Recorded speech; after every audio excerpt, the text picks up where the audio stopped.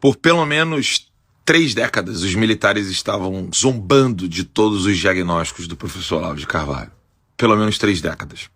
Zombavam de cada texto, cada análise, cada solução que ele apresentava. Riam de tudo. E o professor Olavo falava: vocês vão acabar sendo presos pelos seus próprios inimigos.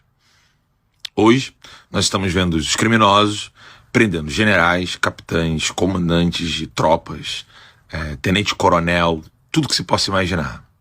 Tudo isso por causa de orgulho, vaidade, prepotência. E as Forças Armadas, elas estão colhendo o que plantaram.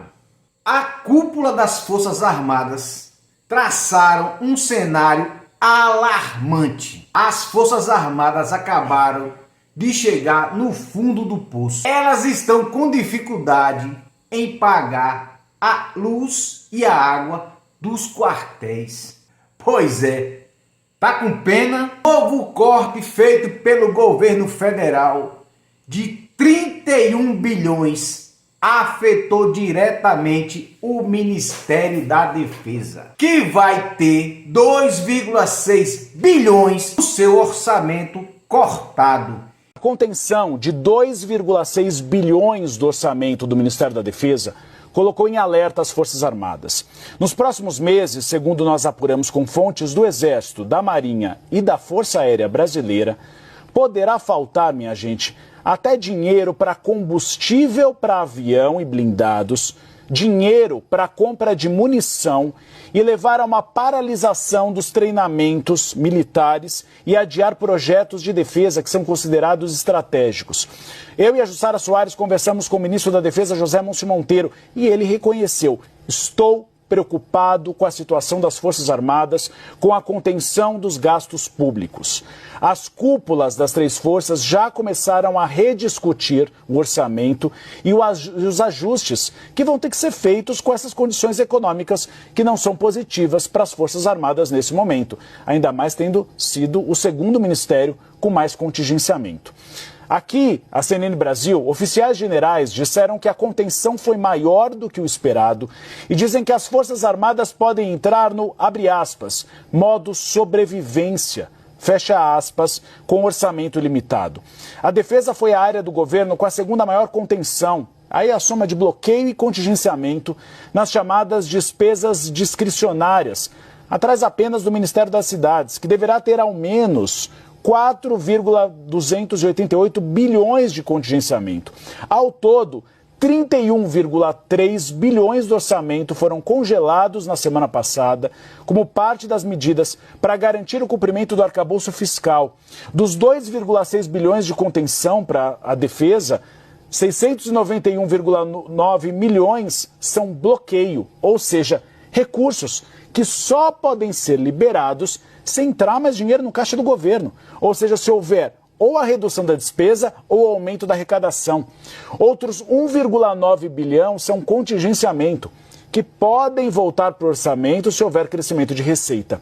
Sem a certeza de que o recurso vai ficar disponível novamente, militares disseram a mim e a Jussara Soares que podem ter que comprometer o planejamento estratégico e cancelar compromissos pela falta de previsibilidade.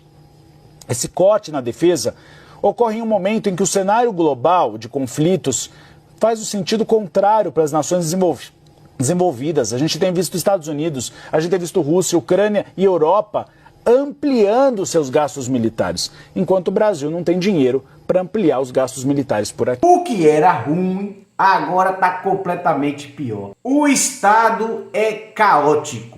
O alto comando falou que as Forças Armadas entraram em um estado vegetativo e no modo de hibernação. A coisa tá feia. Que no 8 de janeiro, Paulo, nós tínhamos dentro do Palácio do Planalto um oficial general de 3 estrelas da Ativa. Eu não estou me referindo ao G. Dias.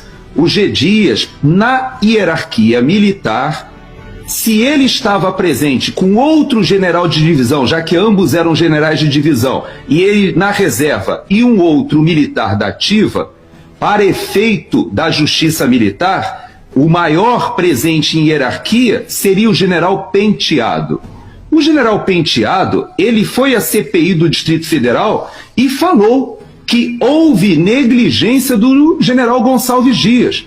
E aí eu lhe pergunto, Paulo, houve um inquérito policial militar do que aconteceu dentro do Palácio do Planalto?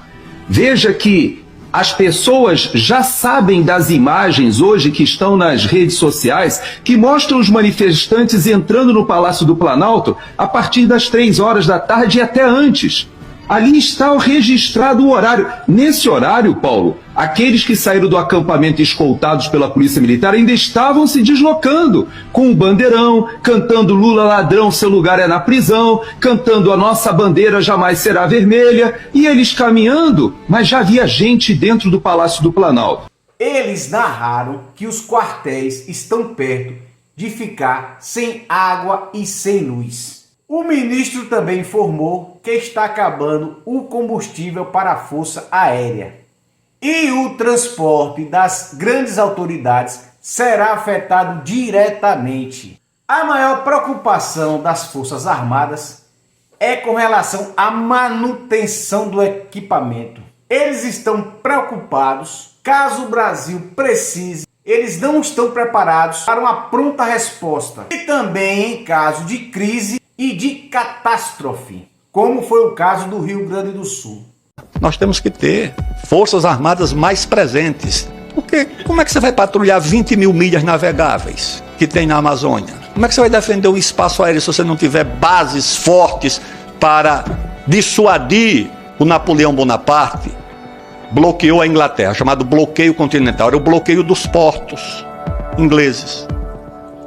Os alemães mandavam afundar os navios que transportavam trigo e carne do Uruguai e da Argentina para Londres, porque sabia o seguinte, Londres aguenta 3 meses de bombardeio.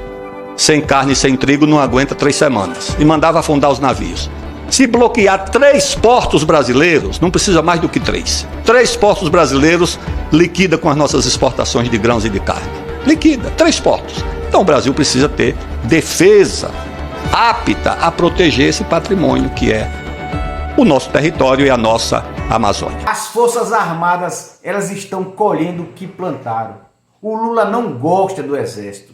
Ele já falou que prefere fazer uma força alternativa, uma força do governo, uma força revolucionária. Eu não estou falando da tropa, eu não estou falando do sargento, do cabo, do soldado.